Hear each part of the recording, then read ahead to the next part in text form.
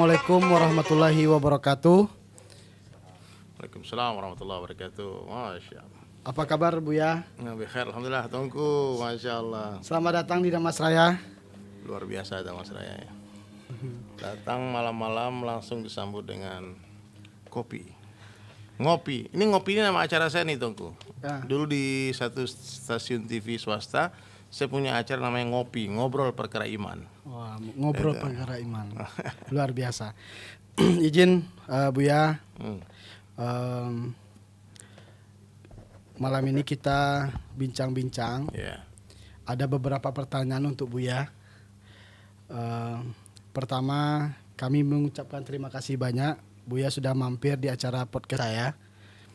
Tidak disangka-sangka kita bisa dipertemukan Allah Subhanahu wa taala malam ini dalam keadaan baik. Katanya silaturahmi ini membuka pintu rezeki Sahih, betul. dan memperpanjang usia. Betul. Dan silaturahmi ini salah satu amalan ahli surga nanti, Tungku. Ya. Di surga nanti tidak ada lagi sholat, nggak ada lagi zakat, tapi silaturahmi ada. Nah, jadi ini latihan masuk surga nih, silaturahmi ini. Saling berkunjung itu lah. Mudah-mudahan Tuanku jadi raja di surga nanti. Amin. Amin, amin ya Allah. Nah, Oke Bu ya. Situasi pandemi ini tentu karena Allah. Tapi kita kan perlu berusaha mencegah agar tidak terjangkit. Kalau Buya apa sih kiat-kiatnya agar tetap bisa berdakwah dan tetap sehat? ya. Jadi gini Tuanku, menurut saya ya, pandemi ini adalah ujian iman. Dengan pandemi ini ada orang semakin dekat dengan Allah, ada orang semakin jauh dari Allah. Ya, mudah-mudahan kita semua termasuk orang yang semakin dekat dengan Allah. Amin. Amin. Ya. Ada orang dengan pandemi ini semakin khusyuk sholatnya. Yang tadinya dia yakin toko yang ngasih rezeki, kantor yang ngasih rezeki, setelah pandemi ya garajo, ada yang di PHK, rezeki datang, dapat pengalaman iman. Ternyata ngasih rezeki Allah. Jadi bagi saya nggak ada masalah, sama aja sebetulnya mau pandemi nggak pandemi, ada virus nggak ada virus. Sebetulnya bagi orang beriman itu sama. Ujian itu, Tuanku. Jadi nggak perlu juga kita orang beriman tuh panik gitu. Karena dalam Al-Quran itu diceritakan Bani Israel itu ya pernah dikarantin di lembah Tin selama 40 tahun. Kita baru berapa bulan nih? 40 tahun tidak bisa berdagang, nggak bisa bertani, nggak bisa kemana-mana. Mereka cuma berzikir, sujud aja, sujud, doa, zikir. Apa yang Allah berikan kepada Bani Israel? Makanan dari sarugo, mada dan salwa. Nah, jadi kalau awak sabar sebentar nih, orang-orang beriman sabar dengan pandemi, Allah akan nampakkan hikmah apa yang akan muncul habis ini. Dan selalu setelah penghancuran besar-besaran akan ada pembangunan besar-besaran. Insya Allah ada hikmah. Akan ada hikmah, pasti ada hikmahnya. Sabar aja. Siap Bu ya. Terima kasih. Kiat-kiat ini ya, tadi kiat-kiat gimana kiat-kiatnya, Bu ya. dakwah. Iya, saya selalu protokol pemerintah protap ini saya jalankan. Kemana-mana kita bawa masker juga. Masker saya malah dunia akhirat lagi nih. Nah, gini kan, masker dunia akhirat nih ajib nih. Karena kalau di Jakarta kita nggak pakai ini, nggak boleh masuk mall, nggak bisa kemana-mana kan, harus bawa masker. Tapi tetap yakin bahwasanya yang memberikan kesehatan bukan masker, yang menyelamatkan itu bukan masker. Iya. Itu harus dipaham nih. Hari ini banyak orang yang takut sama virus corona, tapi dia nggak takut sama Allah. Buktinya apa? Berapa banyak wanita-wanita pakai masker tapi nggak pakai jilbab? Nah, sama corona dia takut, sama Allah nggak takut. Banyak juga hari ini orang tiap sebentar kumur-kumur, tiap sebentar cuci tangan, tapi ini ambil wudhu dia. Padahal itu kan maksud Allah itu supaya kita menjaga wudhu sebetulnya. Apa susahnya aku cuci muka, cuci tangan, wudhu lagi, jaga wudhu. Nah, jadi kalau orang beriman memenang corona ini adalah satu kebaikan. Kalau menurut saya itu kebaikan. Apalagi di Jakarta ya. Iya. 10 gubernur baru ganti-ganti, Jakarta itu nggak ada satu gubernur pun yang bisa mengatasi kemacetan kecuali corona. Corona selesai macetnya. Iya betul. Ya, jadi ya banyak kebaikannya Tuanku. Berarti ya kita harus lebih dekat lagi pada Allah. Ya, harus sangka baik sama Allah. Bersangka baik insya Allah Bu ya. Kemudian jauh lebih dahsyat dari pandemi itu tentu adalah penyakit hati Bu ya. Itu nih mana? Bagaimana solusinya Bu ya agar kita juga terhindar dari penyakit iri dengki, sakit hati dan penyakit hati lainnya? Ya. Jadi hati-hati dengan hati. Itu juga lagu tuh, ada lagunya tuh. Ada lagunya ya. Hati-hati dengan hati, karena hati ini bisa berganti-ganti. Hati ini bisa kecil, namanya kecil hati, bisa kadang-kadang hati, bisa ampi hati, bisa lapang hati, bisa tinggi hati, bisa rendah hati, bisa jatuh hati, bisa patah hati, macam-macam hati kok. Bisa mati hati, bisa rusak hati. Maka hati-hati dengan hati. Di satu tubuh manusia ini kata Nabi SAW ada satu gumpal daging namanya hati. Kalau baik hati, baik seluruh tubuh, seluruh jasad. Tapi kalau rusak hati, rusak seluruhnya. Maka hati yang baik itu hati yang apa? Hati yang terbebas dari kesyirikan. Ma fi qalbi ghairallah. Di hati nggak ada siapapun, nggak ada apapun kecuali Allah. Allah saja. Jadi ketika ada Allah di hati, Allah itu kan maha suci. Nggak mungkin ada penyakit-penyakit dengki, iri, hasad, dendam itu nggak ada. Tapi selagi masih ada penyakit itu di dalam hati, nggak mungkin Allah ada di hati. Jadi selama di hati kita masukkan kebesaran Allah, aman kita tuanku. Jadi kita nggak perlu sebetulnya memaksa kebesaran Allah itu masuk. Tapi apa yang kita lakukan, bersihkan hati dari kotoran-kotoran itu. Nanti Allah, ibarat kandang ayam ya. Kandang ayam itu, ayam tidak akan mau masuk ke kandang kalau di dalam masih ada musang. Iya. Jadi tugas seorang peternak ayam itu apa? Membersihkan kandang dari musang. Kalau kandang udah bersih, ayam masuk sendiri. Ibarat sumur itu tuanku ya, meskipun dimasukin air 10 tangki, tapi di dalamnya ada bangkai tikus. Tetap najis, tetap kotor. Jadi hati akan tetap kotor meskipun kita macam-macam kita masukkan dalam kebaikan-kebaikan, tapi di hati ada iri, ada hasad, ada dengki. Maka membersihkan itu, mengeluarkan semua makhluk dari hati, nanti kebesaran Allah otomatis masuk dalam hati. Jadi nggak bisa bercampur itu, nggak bisa bercampur tongko. La ilaha illallah, la ilaha illallah, macam masih cinta dunia, nggak bisa.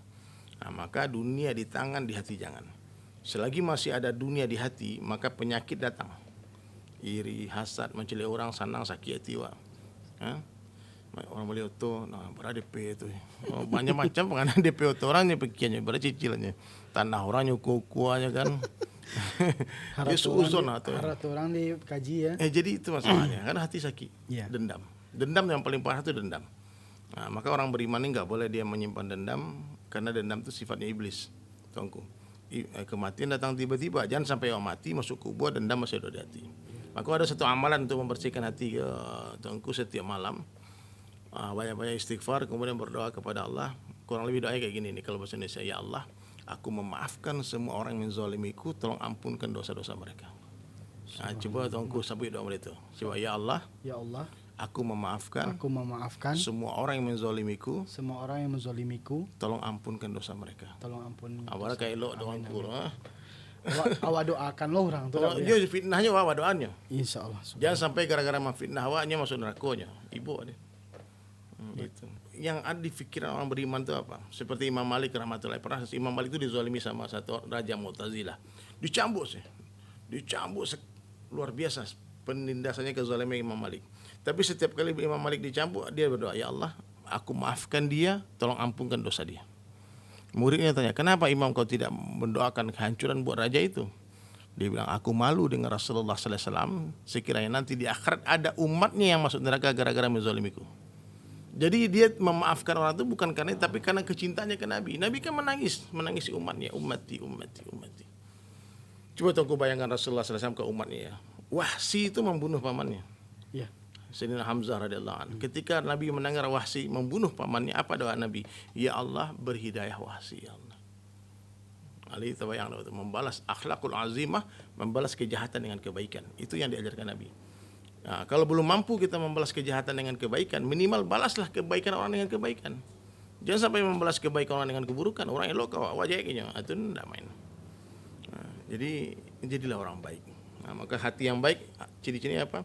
Di hati itu tidak ada siapapun, nggak ada apapun kecuali Allah saja. Itu baru aman. Luar biasa. Jadi hati kita harus bersih. Bersih. Siap ya. Kemudian Bu ya, kebetulan nih Bu ya, Ambo akan maju ke 2 prode. Banyak sekali isu yang beredar di tengah masyarakat, positif dan negatif. Bagaimana agar saya bisa tetap tawadhu dan para pendukung tidak saling berbenturan. Ini tugasnya pemimpin, sebetulnya menenangkan arus bawah. Kalau saya sih sebetulnya ada satu quotes ajib dan quotes ini bukan dari siapa-siapa tapi dari Joker. Joker tuh musuhnya Batman. Kata Joker ketika orang menghina dia bilang, kalau kamu bicara buruk tentang aku, tambahkan sedikit lagi biar kau bahagia. Nah, biasa nanti ya. Nah, jadi tidak ada masalah sebetulnya. Penilaian orang itu tidak akan hinaan orang tidak akan membuat kita hina. Dan apa artinya sanjungan semua orang? Kamu orang baik, kamu orang mulia, tuan kuno orang mantap mana, woi hajib. Tapi kata Allah katakan tidak gimana? Yeah. Jadi yang penting apa kata Allah saja. Jadi prinsip saya itu selalu saya sampaikan dalam setiap tausiah. Tangan kita cuma dua, mulut orang miliaran banyaknya. Enggak mungkin kita menutup mulut semua orang. Tutup saja telinga terus berjalan sampai berjumpa dengan Allah. Karena bagi lovers ya, bagi pencinta kita, keburukan berjuta keburukan pun terlihat indah di mata mereka. Tapi bagi haters kita, pembenci, meskipun kita jelaskan kebaikan, tetap dia salah bagi dia. Wah ceritakan kebaikan akan dicari keburukan yang lain. Karena memang, kenapa dia hate, kenapa dia benci kita? Karena dia lihat keburukan. Kenapa orang sayang sama kita? Karena dia lihat kebaikan kita. Maka kita lihat kebaikan orangnya. Bagi saya sih sebetulnya kalau kontestasi politik ini itu sarana untuk menumpuk amal ya. Sarana kita untuk mendapatkan pahala yang besar, bukan untuk menambah dosa. Jadi ketika orang fitnah kita, orang gibah kita, mesti kita senyum. Ya Allah, Engkau telah beri aku pahala tanpa bersusah payah. Oh, seorang wali Allah bayar orang untuk caci maki dia. Sekarang ada orang caci maki kita. Mesti kita suruh orang rumah masak dengan lama tuh kiriman makanan rendang kilo 2 kilo ke rumah ya kan. Tetap berbuat baik. Tetap berbuat baik. Jadi orang baik. Berbaik sangka. Belajar ada satu orang wali Allah, ini tamsilan ya. Dia berjalan di hutan, kemudian terdengar suara kunu mislana. Dia siapa mengecek? Ternyata suara itu keluar dari pohon mangga. Terus kata wali Allah tadi, apa kau yang bicara? Iya, kata pohon mangga tadi. Kenapa aku harus seperti kamu? Jadilah seperti aku. Kunu mislana itu jadi seperti aku. Apa yang aku bisa pelajari dari kamu? Kata mangga, hari-hari orang lewat di sini melempar aku dengan batu, tapi aku balas mereka dengan buah. Aja kan. Nah, jadi belajar dari pohon mangga. Orang mambian juga batu nak ya. Ya boleh buat. Oke. Minum kopi Ustaz mana? Bismillah. Aku kopi damas saya. Ya, kopi damas saya. Bismillahirrahmanirrahim. Iya ajib Masya Allah. Luar biasa ya. Kopi luar biasa barokah.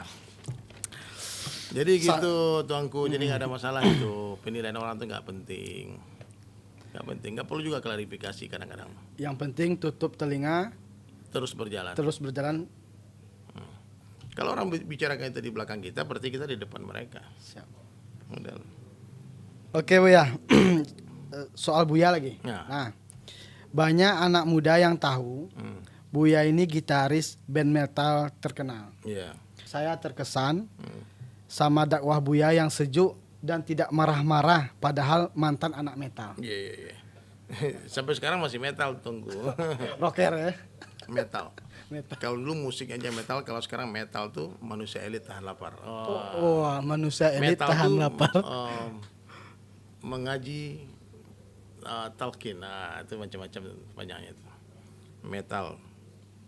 Jadi memang dari dulu tuh sampai sekarang musik saya tuh memang suka musik keras. Cuman sekarang untuk menyampaikan pesan susah dengan musik keras. Tapi kalau mendengar musik metal tuh kayaknya emang hilang tuh persoalan saya waktu dulu itu ya. Saya sempat ada ujian lah dulu kehidupan tuanku. Nah, jadi depresi, stres, solusinya yang headbang itu mutar-mutar kepala itu. Hilang masalah rasanya kan. Oh ini mantap nih gitu. Nah, tapi setelah saya Allah beri kefahaman bahwasanya keahlian ini bisa digunakan untuk berdakwah. Satu hari saya jumpa dengan satu orang ulama, dia bilang, Allah Ta'ala tuh bisa beri kamu hidayah sebelum kamu jago main musik. Bisa. Allah bisa beri kamu hidayah sebelum kamu jadi artis, bisa. Tapi kenapa Allah beri kamu hidayah setelah kamu jadi artis terkenal? Jadi musisi band metal. Supaya kamu menggunakan keahlianmu, popularitasmu untuk mengajak manusia kepada Allah. Nah, maka mulailah saya bikin karya-karya religi itu, tuanku. Tapi intinya musik saya sekarang tuh semua genre. Kalau saya mau berdakwah sama anak-anak reggae, saya buat musik reggae. Kalau saya mau dakwah sama anak-anak metal, saya masih bikin lagu metal, masih rilis lagu metal kemarin. Meskipun pro kontra ya, cuma saya bilang ini lagu bukan buat kalian, ini lagu untuk anak-anak metal. Karena anak metal itu kalau dengar lagu slow ngantuk dia. Saki Poriya Meloyo Poriya kan lagu aku aja kan. Jadi sesuai keinginan Jadi untuk menyampaikan pesan mesti dengan bahasa kaum. kaum ya. Jadi gitu, tuanku, saya mengenal hidayah ini bukan di Mekah Madinah, bukan di madrasah, tapi di Bali, di Pantai Kuta. Jadi teman-teman tabligh, jamaah tabligh yang datang, bahkan dari sini juga ada yang datang, itu dari Damasraya ini, datang ke Bali berdakwah, jemput dari rumah ke rumah, saya dijemput ke kafe, ke tempat hiburan malam, dan ini unbelievable bagi saya, ini ajib. Saya bisa memahami dakwah Rasulullah itu memang seperti lentera yang menerangi, dan tak mungkin lentera itu takut dengan kegelapan, yang ada lentera akan berjalan ke tempat gelap dan menerangi tempat itu. Ya, jadi makanya sekarang saya ikut pola dulu. Kenapa saya dulu mengenal hidayah di kafe, sekarang saya datang ke kafe-kafe juga Untuk mengajak ya. budak gua ya. Saya datang ke kafe, mungkin kalau kapan-kapan tuanku ikut dah, panik lihat ya, karena kita masuk dan orang sambut saya di sana. Kenapa? Dia tahu nih anak-anak dari ini dulu di sini besarnya. Jadi saya masuk pakai sorban nih, masuk Hard Rock, saya disiapin seat, kursi di sana. Benar, di Bali itu kita masuk, saya masuk ada VIP di atas tuh, pakai sorban. Ya waktu bilang ada masalah apa dengan pakaianku? Dulu aku telanjang metal-metal, kamu diam aja. Sekarang pakai sorban kalian ribut. Kan hanya pakaian ya, Bu. Ya. Jadi ini saya udah gini nih dari tahun 2000-an tuanku. Udah hampir 20 tahun. 20 tahun saya begini. Istiqamah. Jadi sebelum tahun 2000-an di Bali. Dulu ya, sampai saya di Bali sampai sekarang tuh masih di Bali. Cuman 5 tahun terakhir karena sering program TV di Jakarta, maka bolak-balik Bali Jakarta. Tapi lebih sering di Jakarta. Jadi masih metal, tongku, jangan salah paham. Itu yang jadi Masih metal. Jadi saya datang ke anak-anak metal, mereka masih sambut saya. berarti kita harus bisa masuk ke posisi anak-anak itu ya, Bu, Ini ya. adegan berbahaya. Kalau ustaz nggak bisa buat. Luar biasa, sangat menarik, Bu ya. Nah, Bu ya, kadang kala kan kita berhadapan dengan banyak prasangka. Saya misalnya, mentang-mentang dia bupati, bangun rumah sakit besar-besar tapi tidak dipakai untuk berobat gratis. Saya jawab, kan saya bangun rumah sakit yang bagus dulu supaya ke depan bisa melayani orang sakit dengan baik. Ada saja salah kita, Bu ya. Saya yakin Buya juga mengalami itu. Dulu kan anak metal, aku pakai baju agama terus. Begitu pakai baju Kopral pakai baju jenderal ya. begitu pakai baju metal, Cime orang tuh tahu. ya Ustadz kok pakai baju metal. Ada aja yang salah. Akiat Buya menghadapi prasangka begitu bagaimana, Buya? Nah, ada nganda, tunggu. Tidak ada badangan, ya luar biasa. Supaya tidak menyakitkan hati Ya, awak. betul. Orang ikhlas, dia tidak merasa diperhatikan orang. Siap. Tapi kalau orang merasa diperhatikan orang, pasti dia nggak ikhlas. Jadi kalau orang merasa diperhatikan Allah, dia nggak merasa diperhatikan orang. Tapi kalau kita merasa diperhatikan orang, agak cek orang, mengaurang menjelek, berarti anda merasa diperhatikan Allah. Nah, jadi sangka baik kepada Allah. Awak ke luar negara, Ibu ya, tuanku, wak pergi ke Australia dakwah kan, ditakut-takutin orang.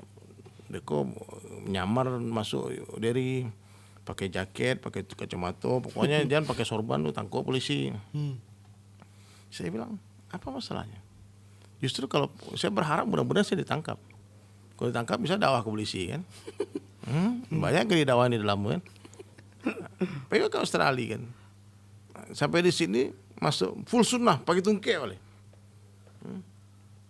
Celik polisi kan. Kau celik lah kan. Terus saya datangi dia. My name is Dari Sulaiman. Muslim from Indonesia. I'm an artist. Aku ni seniman, very famous in Indonesia. You have YouTube? You have YouTube? Iya. You buka YouTube kan, this is me. Kita foto orang tu. Aduh, cara itu. Ya. Pernah mau masuk India dulu, disuruh disusahkan. Jadi wasabi ke orang India. Dia tanya, why do you come to my country? Kenapa kau datang ke negara saya? Saya bilang, I love India. You know, kuci hutai. Itu Shahrukh Khan. Sampai nama artis India saudara kan. Every day in Indonesia watching Indian movie. Masuk lagi. Jadi subhanallah, Nggak ada yang Allah sulit. Ta'ala ini tuanku sesuai dengan sangkaan hambanya. Siap. Kalau sangka orang ko elok, kau eloknya. Wak sangka orang ko, awak pastinya berang ya orang. Nah, jadi sangka baik. Sangka baik ya Buya. Orang yang sangka baik, husnuzon, maka hatinya baik. Kalau orang husnuzon, nanti insya Allah matinya husnul khotimah. Tapi kalau orang suuzon terus, suuzon aja dia, sangka buruk terus, kemungkinan besar mati suul khotimah. Naudzubillah. Paham ya? Jadi sangka baik aja. Lihat kebaikan, sangka baik. Oh janji kalau jam 1 kan, tiba-tiba apa? Sangka baik. Mungkin apa? Kau ada masalah di jalan, macet di jalan, mungkin macam-macam, mungkin hilang handphonenya, bisa dihubungi. Sangka baik, aman. Tapi kalau suuzon, Stres. mangal apa jago janji wae pertanyaannya jawab seorang kan. Pada sakit kepalanya. Jawab tanyanya jawab seorang. Nah, jadi itu harus dihilang tuh tongku. Supaya lapang sadaya Buya. Napang, nadon. Awak matur dunia, awak ada tur dunia. Jadi sanayan jari sadaya Buya. Nado masalah. Luar biasa. Sejuk hati ambo Buya mendengar Buya. Alhamdulillah. Terakhir Buya. Ambo sedang maju untuk 2 periode saat ini Buya. Beri nasihat untuk ambo Buya, pendukung ambo, sahabat-sahabat ambo di kubu sebelah dan para penyelenggara Buya. Iya.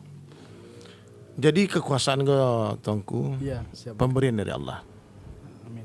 Allah yang menaikkan raja-raja, Allah yang menurunkan raja-raja. Allah yang memuliakan, Allah yang menghinakan. Allah mampu memuliakan orang biasa tanpa jadikan dia raja. Allah mampu menghinakan raja-raja tanpa mengambil kerajaannya. Intinya dapatkan Allah tongku, dapat segala-galanya. Tapi kalau hilang Allah gara-gara politik kan aja indah deh. Gara-gara politik harus bercakap, gara-gara politik harus saling fitnah, gara-gara politik tinggal sembahyang, tinggal baca Quran, tinggal ibadah aja indah. Nah, jadi dapat Allah ke intinya. Insyaallah. Kehilangan kawan tidak ada masalah, jangan sampai hilang Allah. Kehilangan pasangan sampai orang nggak masalah, kehilangan seseorang karena Allah, jangan sampai hilang Allah karena seseorang. Nah, gara-gara politik putus silaturahmi jangan. Jadi pahala besar dalam Islam tuanku menyambung silaturahmi kepada orang yang memutuskan. Umpama ada pihak, ada orang musuhnya tuanku, bencinya, pokoknya tuanku buruk saja. Tak ada elok aja lah. Maka salah satu sunnah Nabi, sifat Nabi yang paling ajib itu, Nabi itu paling pandai menjadikan lawan menjadi kawan. Lawan jadi kawan, bayang tuh. Ini awak kawan jadi lawan tuh. Wajib tuh. Jadi acok nepon-nepon lawan tuh enggak ada. Nggak ada. Ya. Tanya sekali, ada pitih transfer. Jangan beri makan, beri hadiah, saling menyanjung. Jangan menghina. Kau ino orang hino, Wak. Iya, Buya. Waktu buka aib orang buka aib, Wak. Wak pernah tuh pengalaman. Sebagai orang rumah kan, tambah gadang badan kau. Akhirnya tambah botak aja. Melawannya. Ya kalau ejek orang pun ejek balik, Pak. Atuh asabi kan. Itu ke rumah mana? Ke rumah apalagi ke orang lain. Itu kan usatarin dia lain lo manik. Ya ancar. Kau ya rancak aja. Abi kan gagal. Luar biasa. So sweet. So sweet. Nah, jadi ada tanya cek kalau rumah kau tongku. Apa tuh coba ya? Tanya kata orang rumah tongku. Nah. Apa beda kamu dengan jam 12 siang? Apa bedanya? Apa beda? Kalau jam 12 siang itu kesiangan. Kalau kamu kesayangan. Iya, luar biasa. Ya. Pertama mudo deh, Bu ya. Oke, Bu ya. Terima kasih banyak, Bu ya. Tuanku mau doakan Allah mudahkan semua hajat, keperluan, urusannya tuanku, dijauhkan dari segala fitnah. Amin. Ya, Amin, ya apa Allah. jangan takut. Dunia bukan tempat tinggal, dunia tempat meninggal. Tak ada kehidupan kata Nabi kecuali kehidupan akhirat. Kau semua permainan tipu-tipu sih. Kalah menang tuh ujian. Biasa-biasa sih. Ya. Kalau kalah jangan sombong. Kalau kalah jangan ibu hati. Biasa sih. Kalau menang jangan sombong. Datangnya dunia tak mengembirakan hati, hilangnya dunia tak menyedihkan hati. Itu tanda-tanda iman. Nah, kalau orang sempurna imannya, datangnya dunia khawatir. Datang dunia khawatir, istighfarnya. Kalau habis dunia gue bersyukur, ya alhamdulillah. Habis hisab. Tapi iman minimal yang pertama tadi dah flat dengan dunia, kalah menang biasa. Iya. Puji orang, dihina orang sama. Tapi ada orang nyampe, Bu ya. Nyu ndak dendam lah, tapi lama karena aja. Nggak ada. Maafkan tidak perlu dilupakan. Nabi tidak melupakan ketika Wahsy itu Nabi celi bayang pamannya dia kan. Tidak lupa Rasulullah, Wahsy tolong jangan nampakkan wajahmu di depanku. Maknanya Nabi memaafkan dia, tapi Nabi tidak lupa. Jadi yang perlu itu maafkan. Maafkan Buya. Lupa tidak perlu. Bahkan melupa itu sakit mah. Kalau kapak kau kan, kapak kau gampangnya melupa batang kayu yang potong-potongnya. Tapi batang kayu tidak kelupa ke kapak kau. Kena inyon yang terluka.